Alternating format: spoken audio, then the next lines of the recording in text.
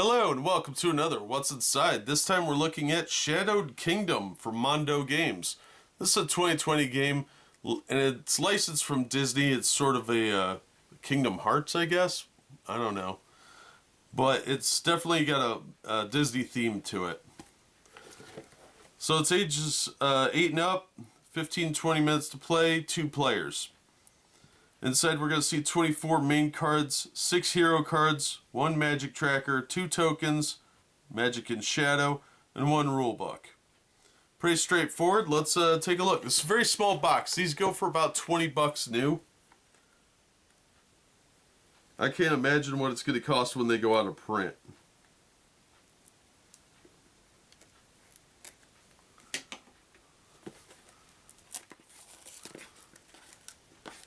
So I think it's only so expensive because it's a Disney property. So the cover art's kind of boring. It doesn't really tell you anything, except that's probably Mickey Mouse. So let's take a look inside. For a game that's only got 24 cards, that's almost $1 a piece. That's kind of expensive. Why does this not want to open? This is really difficult to open.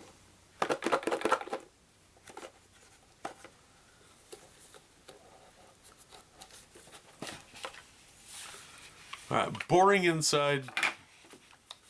Very, very generic looking. This is just lazy. It's not even like coated or anything. This is just raw cardboard. This is a lazy insert. I'm not real impressed so far. So here's our instruction book. There's a card here that says Shadowed Kingdom. And it's got a tracker here of some kind. Minus plus. 6 circles on each row, magic and shadow. It's okay. Alright, here's our little rule book. It's in color at least, and it is stapled. So that's kind of nice, but the interior art is a little boring. So let's take a look at our other things here. Oh, here's our tokens for the tracker. It's pretty good thickness actually. A little bit of wasted space because these could have been a little bigger. And of course, they have these generic colorations are labeled as being copyright of Disney. So I guess there's that. So don't use this design in any of. Don't use this prism look, or Disney will come sue you. This is Disney on both sides too. This is greedy. But yeah, that's your magic and shadow trackers. So let's start with our hero cards.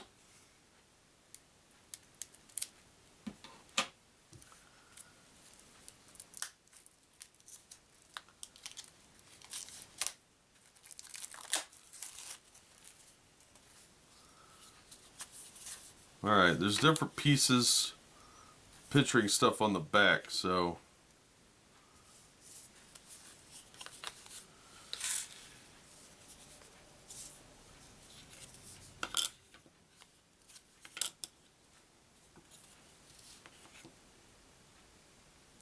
yeah. I don't know how this goes. I'm not an artist. Alright, so that's what it looks like when all the pieces are assembled. So let's take a look at each one. This one is Peg Leg Pete. When you discover the Golden Touch Cafe, reveal 1 card in the kingdom to both players. And then this one is Goofy. And he has his own ability. So those are the first 2. The art's good. And then we got Donald Duck. Good old Donaldo. Then we've got Minnie Mouse.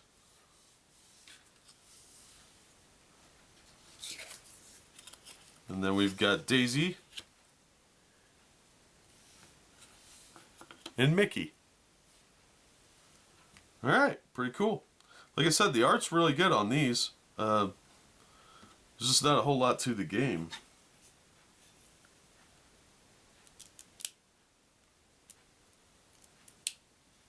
Alright, let's take a look at our other cards here. This is our actual deck.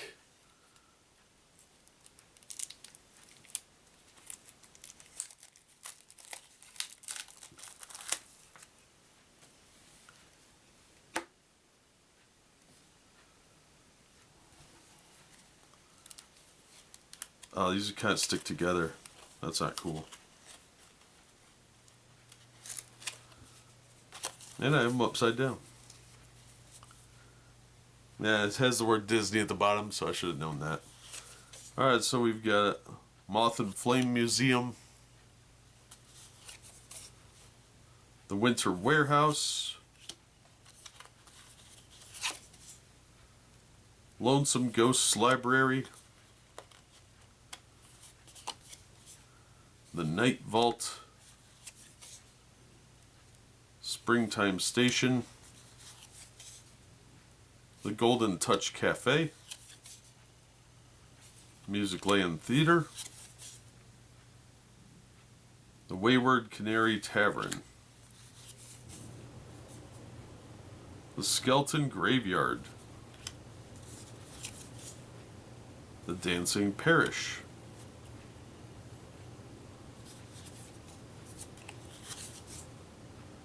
the Midnight Toy Shop, Goddess of Spring Park,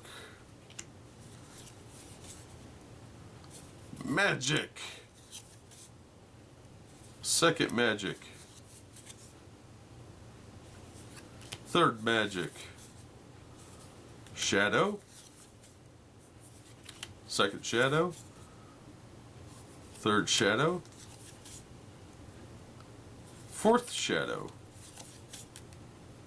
a Fifth Shadow. Then we have Doubt.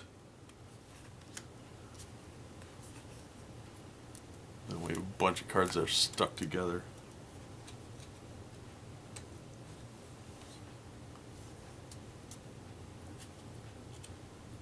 I'm gonna do this without ripping them. Then we've got Wish. And it looks like we have some instruction cards. On the back it says Dispelling Cards. And on the other side we've got Discovering Cards. And there are 2 of these. And that's it. That's all that's in there. The cards have a nice feel to them, but they did stick together pretty easily. And it shows on the back of some of them that they were stuck to the others. So whatever coating they're putting on this is a little cheap. But overall, they do have a nice feel to them. You'd probably want to sleeve them, quite frankly, because you only have to see one side. That would protect them a lot better. The hero cards are just cardstock. They're much thicker and they have good art. The art on the cards is fine, but there's not much to them other than buildings.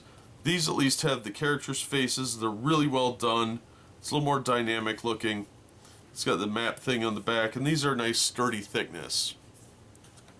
So that is what is inside Disney Shadowed Kingdom from Mondo Games from 2020.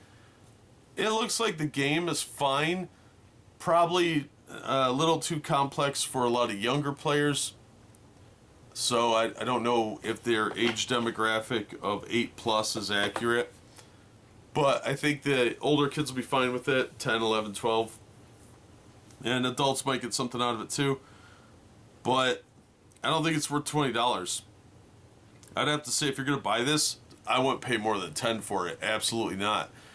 It's very simplistic. There's not a lot of components. It doesn't justify its price point. The card coding, you can see the cards were kind of sticking together on me. That's a very, very big warning sign for me if the cards are sticking together.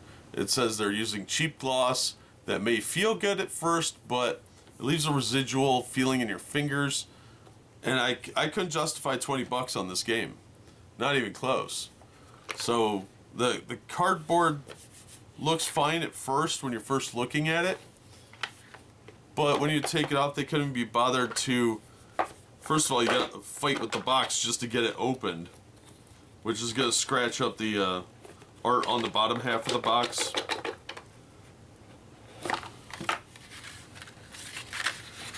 because these sides have imagery on them, and that's going to scratch that up because it's just folded over paper, and it just looks cheap. This looks cheap. They couldn't be bothered to do anything with this at all. It's just blank cardboard. It's going to get destroyed. One drink is going to destroy this. So I would have to say that if you don't find it for like $10 or less new, I don't think I'd buy it. But if you're picking it up used, we've seen what's inside, so you know what to get. But if you're picking it up used, I won't pay more than $1 or $2 for it because I don't think it's worth it. So this is one of the rare ones where I'm like, I don't know.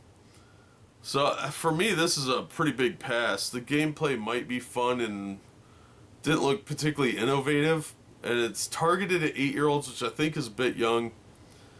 And even for the diehard Disney people, I don't think you could really justify this unless you got it real cheap.